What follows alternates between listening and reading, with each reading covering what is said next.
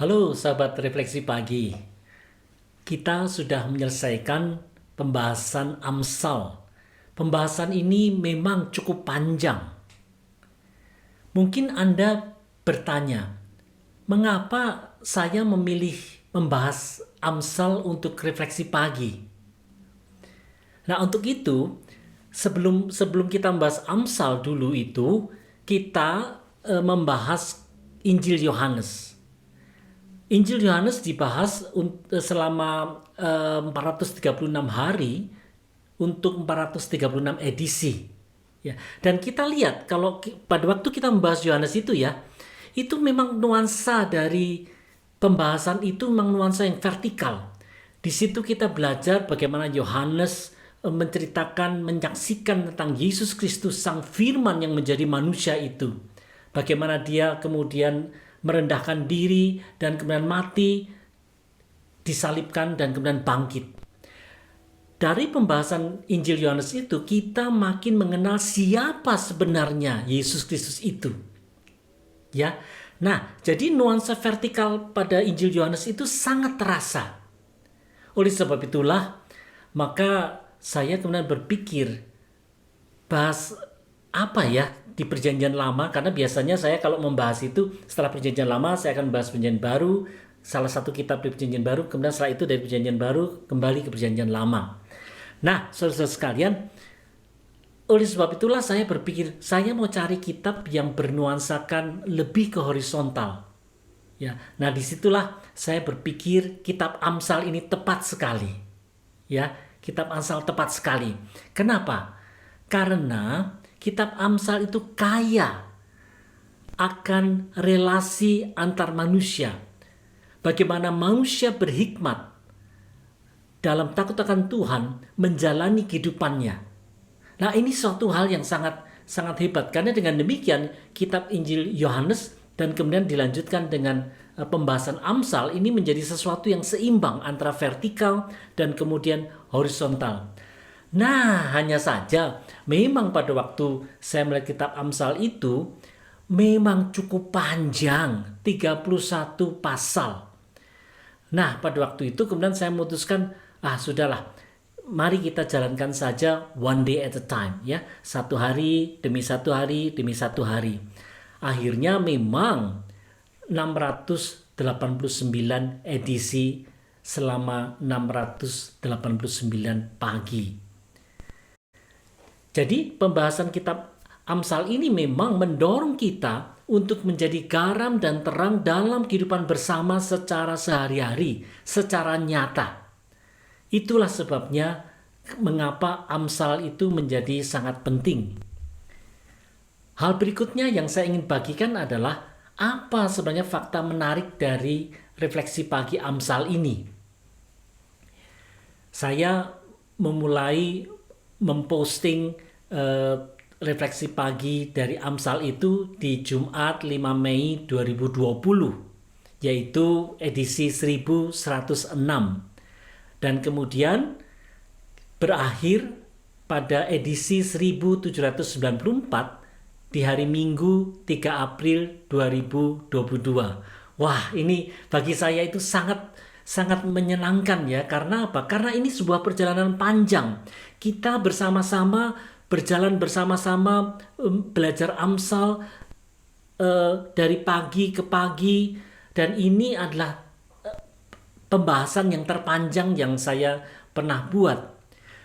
Sebelum ini adalah kitab Yohanes ya, itu ada 436 edisi, itu yang kedua terpanjang. Ketiga terpanjang sebenarnya cukup jauh, yaitu Hosea, itu 116 edisi.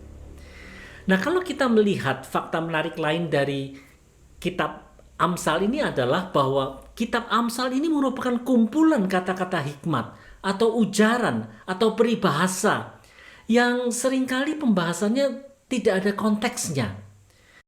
Kadang-kadang saya suka bengong untuk melihat satu ayat itu, apa maksudnya?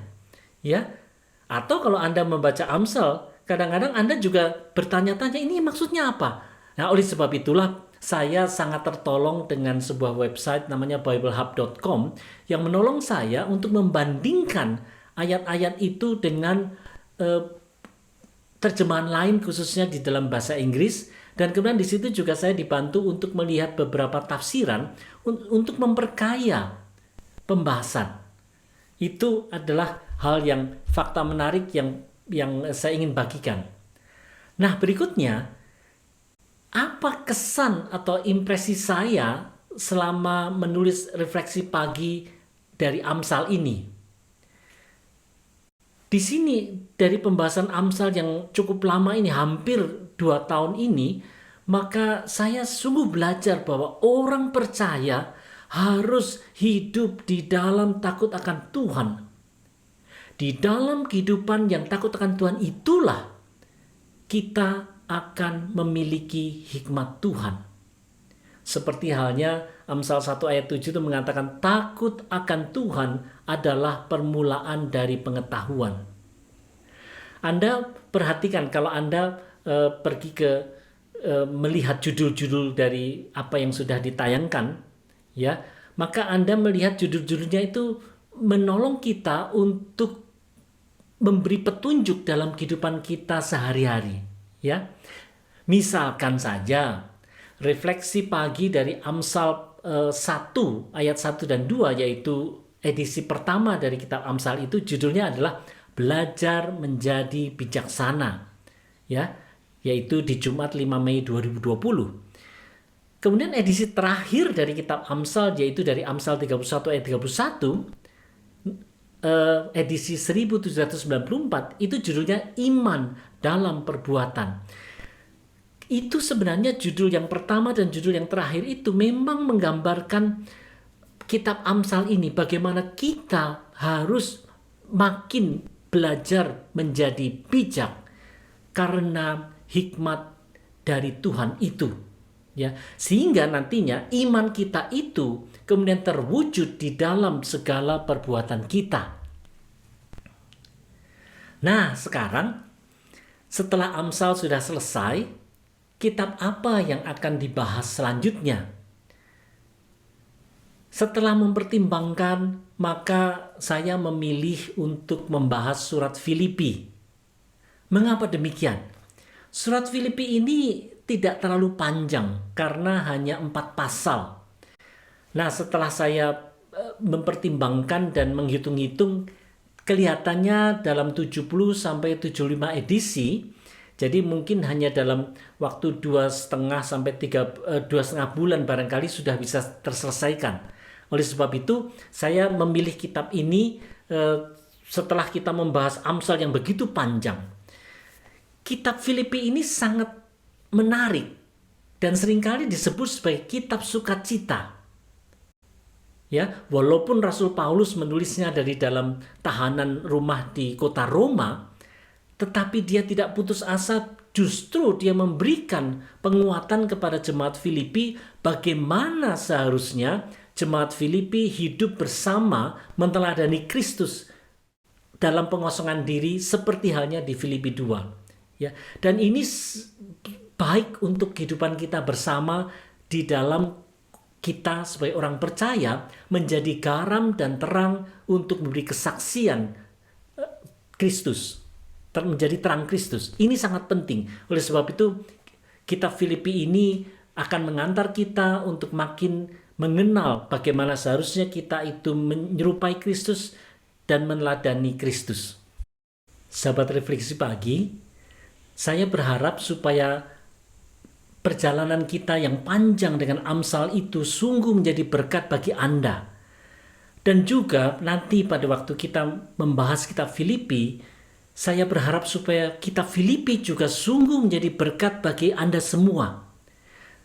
Untuk itu, Anda silakan bagikan kepada orang lain juga, supaya orang lain juga boleh mendapatkan berkat-berkat dari edisi-edisi baik kitab Amsal maupun kitab Filipi. Terima kasih buat dukungan Anda semua, dan kiranya Tuhan memberkati kita semua.